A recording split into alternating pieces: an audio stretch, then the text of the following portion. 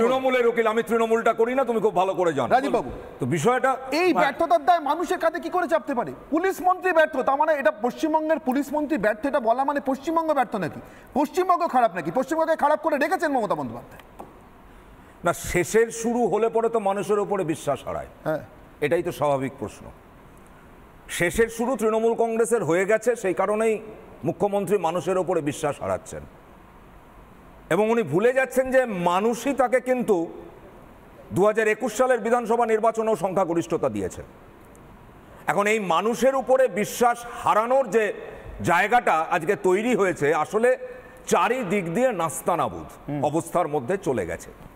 এ সরকার, তৃণমূল কংগ্রেসের নেতৃত্বে যে সরকারটা এই রাজ্যে চলছে, এ সরকারটা আদতে সরকারি মদতে রাজ্য জুড়ে নৈরাজ্য সৃষ্টি করছে।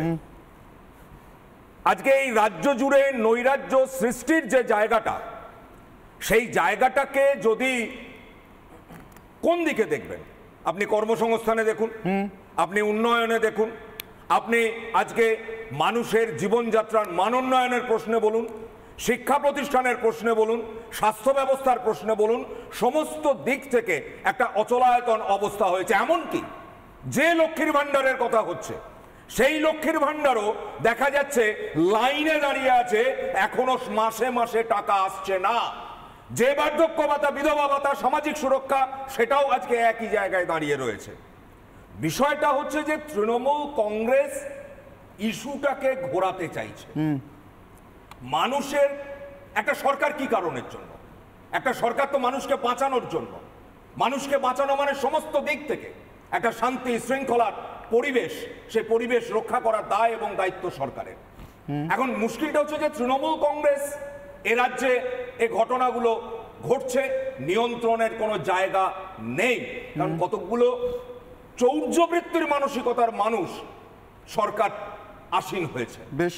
কিন্তু বিজেপি যে কথাগুলো আজকে বলবার চেষ্টা করছেন, এটাও ঠিক যে বিজেপি যদি আজকে মনে করে যে সিএজি রিপোর্টের প্রশ্ন যা আসছে সামনে, সে সমস্ত বিষয়গুলোকে বা আরো নানান ধরনের দুর্নীতির যে সমস্ত কথাবার্তা আমরা সংবাদ মাধ্যম মারফত জানতে পারছি, বা যে স্বৈরাচারী ভূমিকা, সেই স্বৈরাচারী ভূমিকার যে জায়গাটা, এবং এই দেশেও বেকারত্ব একেবারে রেকর্ড জায়গায় চলে গেছে, এই সমস্ত বিষয়টাকে আড়াল করবার জন্য তারাও যদি আজকে এইভাবে ব্যাপারটাকে দেখার চেষ্টা করেন, তাহলে সেটাও কিন্তু সঠিক হবে না। কারণ রাজধর্ম পালন করার দায়িত্ব দিয়েছে মানুষ, না বিজেপি না তৃণমূল, কেউ আজকে সেই রাজধর্ম পালন করার জায়গায় নেই। বিজেপি রাজধর্ম পালন করার জায়গা নেই বলছেন কেন? মানে এক্ষেত্রে মানে ইডির উপর আক্রমণের ক্ষেত্রে, ইডির উপরে আক্রমণের, আজকে ইডির উপরে আক্রমণের প্রশ্নে দাঁড়িয়ে একটু বিরোধিতা করতে হয়, তাই না, বিরোধিতা নয়, বামপন্থী বিরোধিতা নয়, দু লাইন যদি বিরোধিতা না করে, অস্বীকার করতে পারবে না যে সারদা কেলেঙ্কারির প্রশ্নে, সারদা কেলেঙ্কারির প্রশ্নে হেমন্ত বিশ্ব শর্মাকে ক্লিন চিট দিতে পারবে না। তোমরা কখনোই তা পারো না। আজকে উত্তরপ্রদেশে এমনকি ওইখানে বিলকিস বানো, সেই বিলকিস বানো তার ধর্ষকদেরকে রেহাই দিয়েছে গুজরাট সরকার, অস্বীকার করতে পারবে না। আজকে সুপ্রিম কোর্ট পাল্টা, আরে সুপ্রিম কোর্ট পাল্টা বলেছে, অস্বীকার করতে পারবে না। বিজেপি একই মুদ্রার এফিডভিট, এই হচ্ছে বিজেপি ছিল আজকে।